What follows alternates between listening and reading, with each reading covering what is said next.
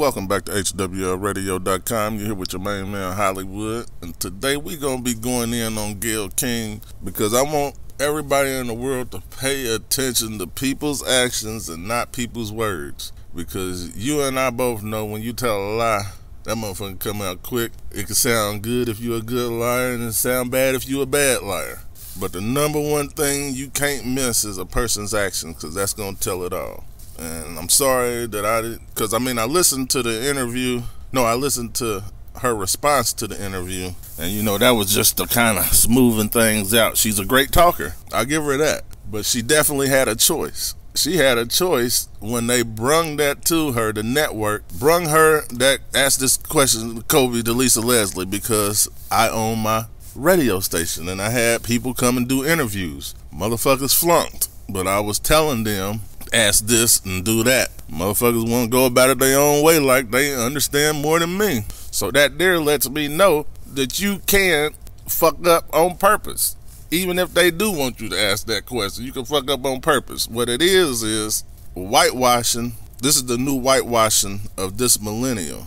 Because as you see, somehow blacks was just took all the way out of history from back in the days. And we know for a fact that blacks had a lot to do with history. But you don't hear about that shit. You hear about it through somebody's Facebook post, a meme or some shit. Like, damn, why ain't it in a history book?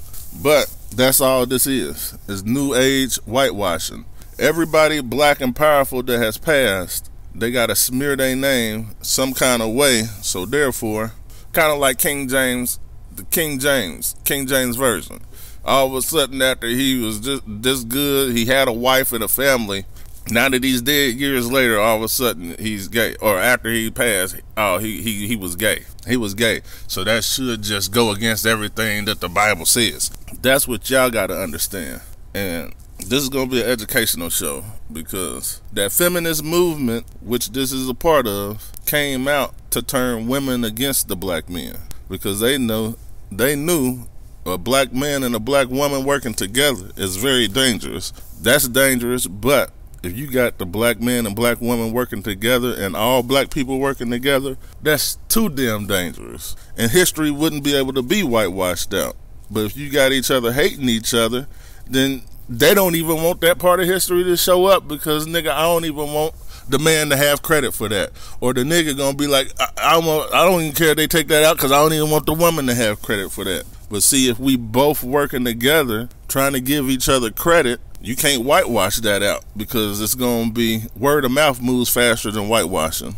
And I want y'all to understand that the powers that be know this, and they want to pin the women against Kobe Bryant. Why? Because Kobe Bryant just didn't look great in men's eyes. He looked great in men and women's eyes. They wanted to do that to Bill Cosby. Why? Because Bill Cosby didn't just look good in men's eyes. He looked good in men and women's eyes as a great role model for the household. They did Michael Jackson like that. Why? Because Michael Jackson looked it good to men and women. In their eyes. I mean, not like that, but he looked good in men and women's eyes. And they did Prince the same way, because he looked good. Do you get the picture? Now, if somebody died and women hated him, but the niggas loved him, they don't gotta do no bashing to him, because guess what? The black woman's gonna do the bashing for them, and vice versa. So in a situation where nobody else is gonna do the bashing, we have to pay for the bashing to be done and give people bags. That's why I know for a fact Gayle King did that shit on purpose. She got paid extra, a bonus, to ask that question to Lisa Leslie, and then she's a great talker, so she came out and did all that shit. Hell no. You need to do a show and ask Harvey Weinstein some questions. That's what you and Oprah need to do. Y'all need to do some shows and ask, I forget that the one that used to do radio, but he gave all them chicks AIDS. Won't y'all ask him, why in the fuck did you do that? What was wrong with you? What's wrong with your mental? Or y'all just gonna let his legacy be great, and hopefully that all the AIDS given just washes away. Well, that's when you got people like me to come in to set things straight and let y'all know that just by looking at her actions, she took a check to ask that. Listening to her response, I could hear through that motherfucker. She had somebody in there working with her to get that shit together and sound perfect. So That's why they always tell you, believe very little of what you see. And that ain't watching people's actions. But at the same time, you watching people's actions, you don't know. They could be a good person, but they just hurt. They hurt right now. Some man done hurt them, some woman done hurt them. And they don't know how to heal from that. So the number one thing they do is go out and hurt everybody else. Hopefully you learn something.